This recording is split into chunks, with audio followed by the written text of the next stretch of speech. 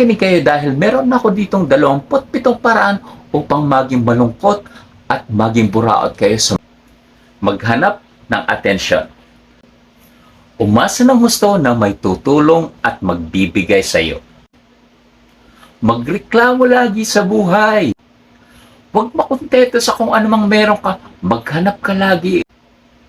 Huwag magpasalamat, maging ungrateful ka. Huwag tumanaw ng utang na loob. Patulan mo yung mga nanunumbat. Gastusin ang pera kahit di pa sinasahod kasi hutang ipangutang mo pa ito. Sumama ka dun sa mga taong kinaasaran mo, kinamumuhian mo. Maging tama sa lahat ng oras. Huwag tumanggap ng payo, hindi sila graduate. Magpaasa ka o kaya sumagot ka ng oo kahit wala kang balak pa rin ito. Protektahan lagi ang imahe.